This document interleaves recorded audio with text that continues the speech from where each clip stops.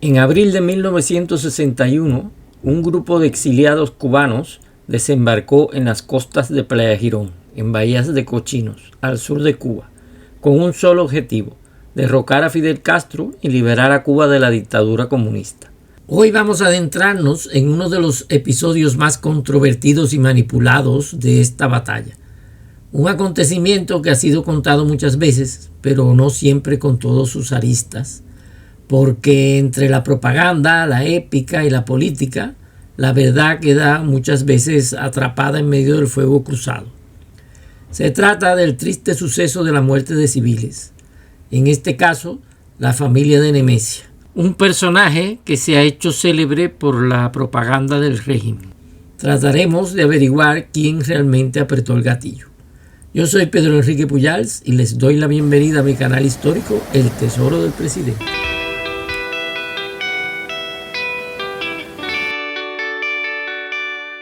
Por desgracia, durante la batalla de Bahía de Cochinos o Playa Girón hubo bajas entre la población civil.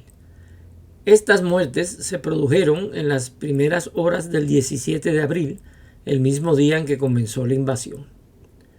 Uno de los episodios más dramáticos tuvo lugar en las inmediaciones de Playa Larga.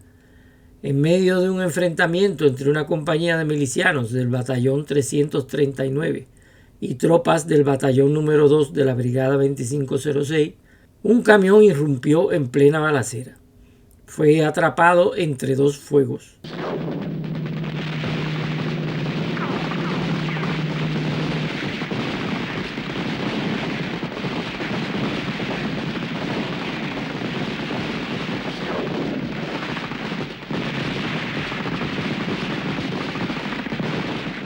El miliciano Ángel Villafuerte Ayala declaró en 1990: escuchamos el motor de un camión.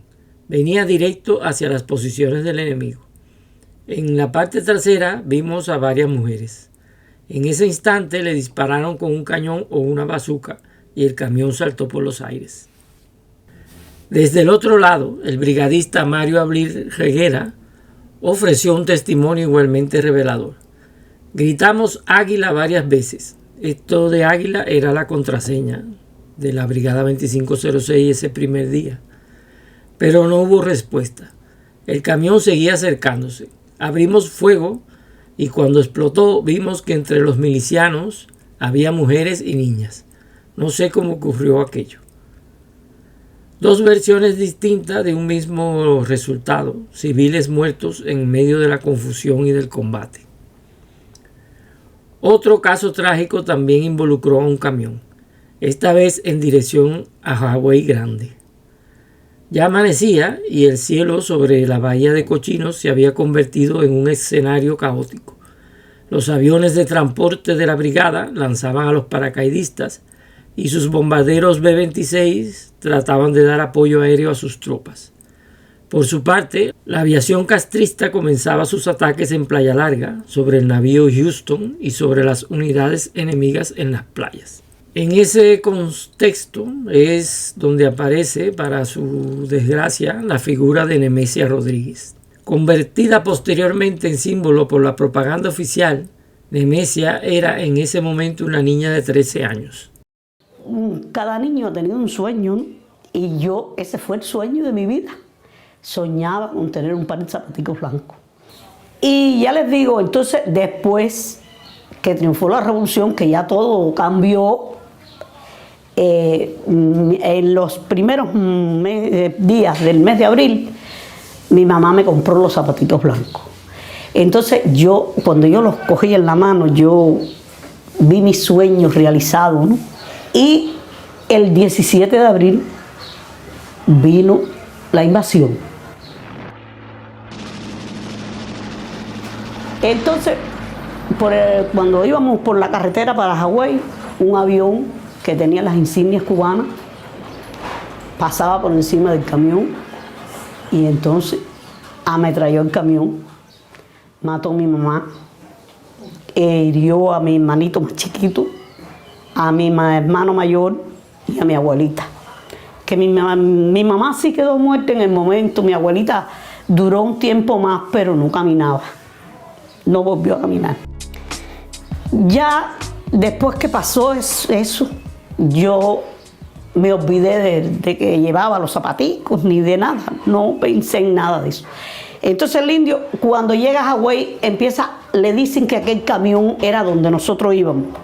Y él le empezó a tirar fotos a los escombros y a las latas de leche, a las colchas quemadas, las cosas que habían encima de la parte trasera del camión. Y entonces encontró los zapatos en la cajita, pero traspasados por las balas. Me los lleva donde yo estoy. Y hacía poquito que habían sepultado a mamá. Cuando yo vi los sueños, el sueño de mi vida, también lo había perdido. Yo parece que yo me emocioné mucho y le dije a él lo que yo había sufrido por esos zapatitos. Y entonces escribió esta poesía, Elegía de los zapaticos blancos. Gritaba trágicamente: malditos los mercenarios, ay mis hermanos, ay mi madre, ay mis zapaticos blancos. Los sobrevivientes fueron socorridos y el gobierno castrista, sin ninguna prueba ni investigación, se apresuró a acusar a la aviación de la Brigada 2506 de ser la causante del ametrallamiento. Unos días después de derrotada la invasión, un periodista y poeta cubano, Jesús Horta Ruiz, cuyo seudónimo era el Indio Naborí, enviado por Celia Sánchez a la zona para escribir una crónica en favor del gobierno, revisando los restos del camión halló los zapatos de la niña, atravesados por las balas, y luego escribió una sentida poesía titulada Elegía de los zapaticos blancos. El poema, con una gran carga de propaganda castrista, se incorporó a los textos de historia de Cuba y la sufrida Nemesia se convirtió en un símbolo de la revolución de Fidel Castro. En la actualidad, los zapatos perforados y ensangrentados son exhibidos en el Museo de Playa Girón como el trofeo de los cruentos combates librados en la zona, de los que no pudo escapar la población civil. En los congresos del Partido Comunista de Cuba, del cual es militante Nemesia, compartió la presidencia con Fidel y Raúl Castro, y todos estos años se ha dedicado a hacer discurso ensalzando la obra de la revolución. Su relato es desgarrador, pero ¿quién disparó realmente? ¿Quién fue el que apretó el gatillo? Aquí estamos en el memorial a los pilotos que cayeron en la batalla de Bahía de Cochinos o Playa Girón. Tenemos aquí un ejemplar del bombardero B-26 bimotor, que fue el que se usó por parte de los exiliados en esta batalla. Y aprovecho este marco para presentarles mi libro, Bahía de Cochino, Playa Girón, la batalla.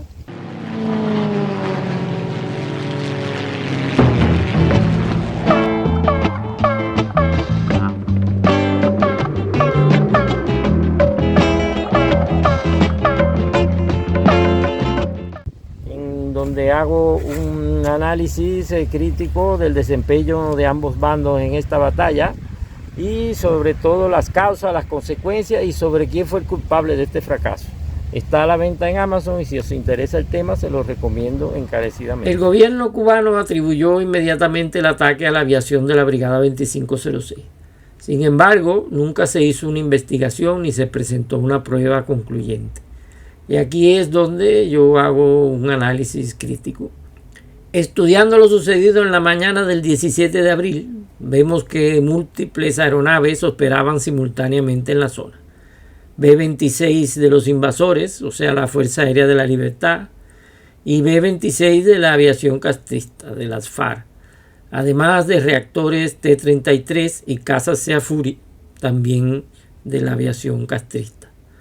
Todos ellos además utilizaban marcas similares para generar confusión.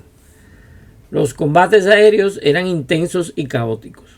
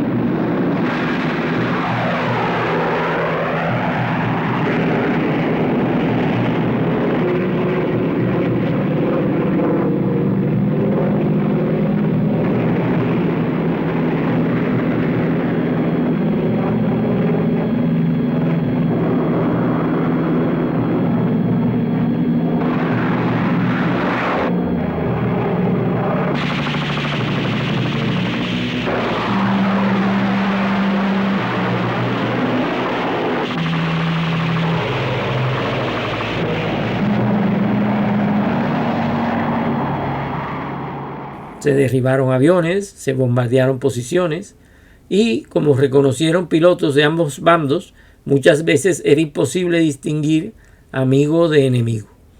De hecho, existen registros de fuego amigo en las propias fuerzas castristas, pilotos atacando por error a sus propias tropas, como el caso del piloto castrista Rafael del Pino, en su libro publicado en el exilio en Miami, en el cual confiesa que atacó a un batallón de sus propias fuerzas, causándole graves pérdidas.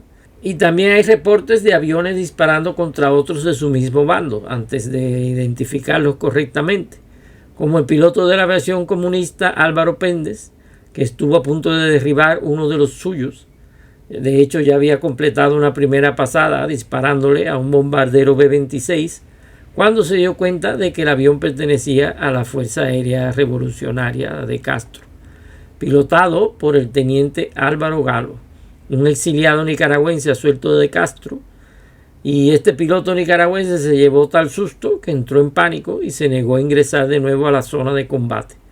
Fue arrestado por cobardía cuando regresó a la base. En el otro bando están los testimonios en ese sentido del cubano Cosculluela y el americano Greystone Lynch, ambos a bordo del barco de la brigada, el Blagar, un lanchón de desembarco equipado con fuerte defensa antiaérea, quienes declararon que era imposible distinguir a qué bando pertenecían los aviones que divisaban, y por eso les disparaban a todos por igual.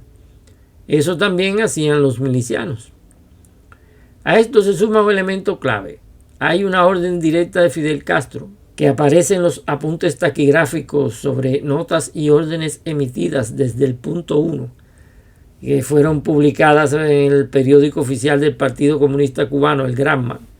Eso lo pueden buscar, está disponible en internet. Esta orden fue emitida en la madrugada del día 17 de abril, el día en que quedó huérfana Nemesia, y en esa orden Castro instruía atacar aviones, barcos y cualquier camión entre Girón y Playa Larga y en las zonas aledañas. Los dos bandos reclamaron esa mañana haber destruido camiones enemigos en tierra. Sin embargo, no se ha reportado ni se observa ningún testimonio por parte de la Brigada 2506 sobre ataque a sus camiones a esa hora del día. Si ninguno de sus vehículos fue atacado ese día a esas horas, ¿cuál fue el camión que reportaron haber atacado los aviones de Castro? Esta es una buena pregunta que les dejo a vuestra consideración. Otro factor que contribuye a la confusión es el hecho de que los aviones proporcionados por la CIA a la Fuerza Aérea de la Libertad eran bombarderos B-26 Invader, con la configuración de ataque al suelo. La Fuerza Aérea Revolucionaria de Castro contaba con varios B-26 Invader heredados de la antigua Fuerza Aérea del Ejército Constitucional, con la configuración de bombardero. Ese era el mismo modelo e idénticos en su apariencia. La diferencia fundamental era la tripulación, de 2 en el caso de los brigadistas y de 4 en el caso de los comunistas, cosa imposible de apreciar a simple vista.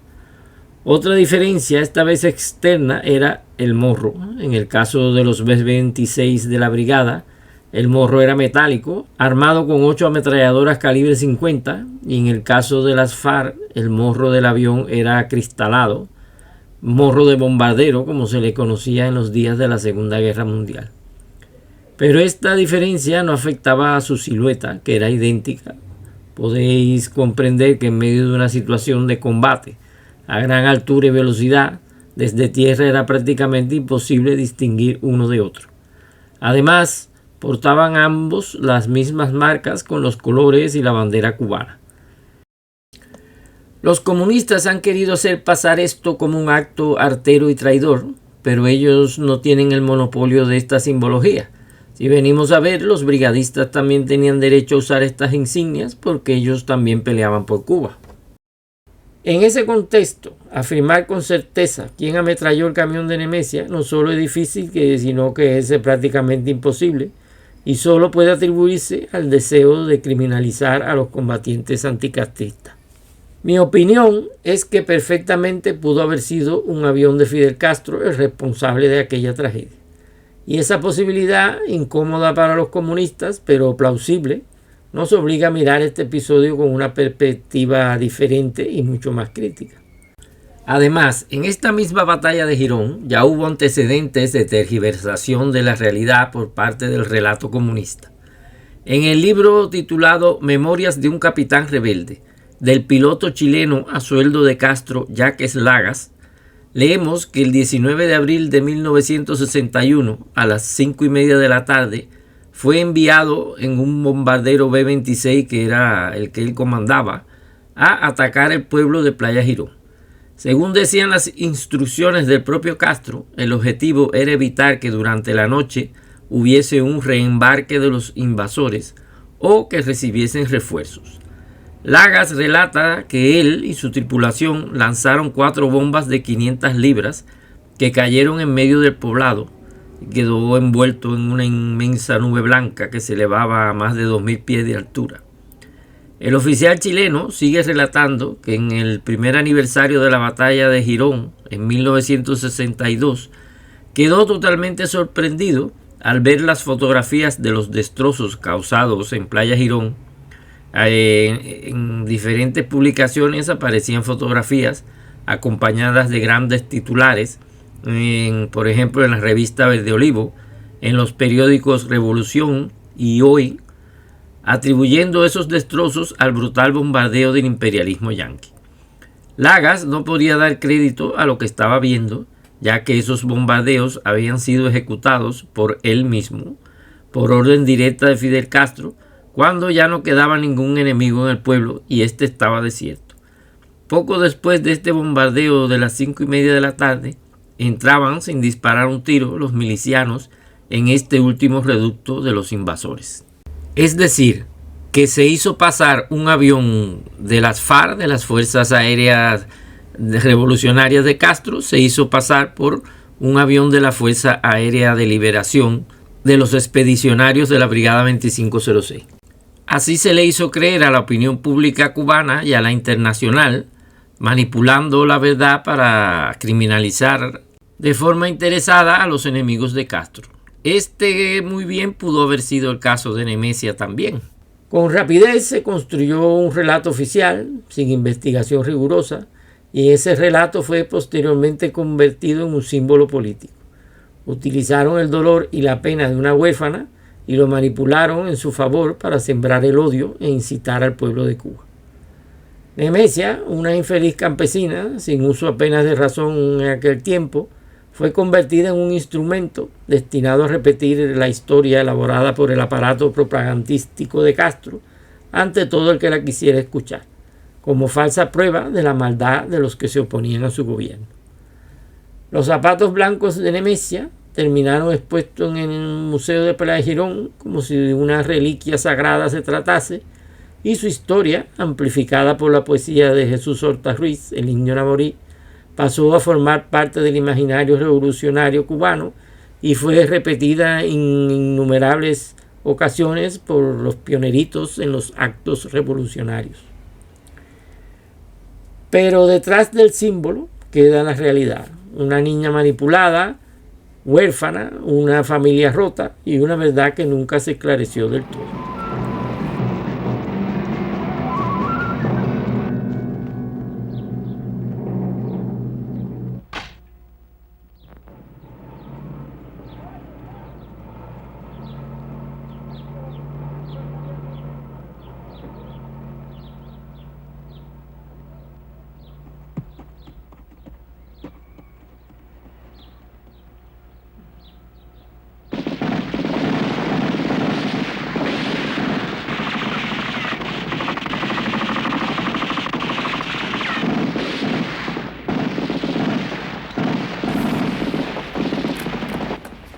Si te interesan este tipo de análisis, donde intentamos ir más allá del relato oficial y cuestionar lo que muchas veces se da por sentado, este es tu canal.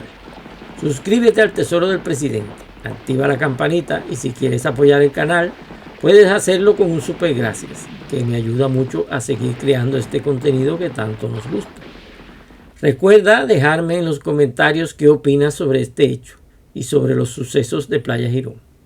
Y nos vemos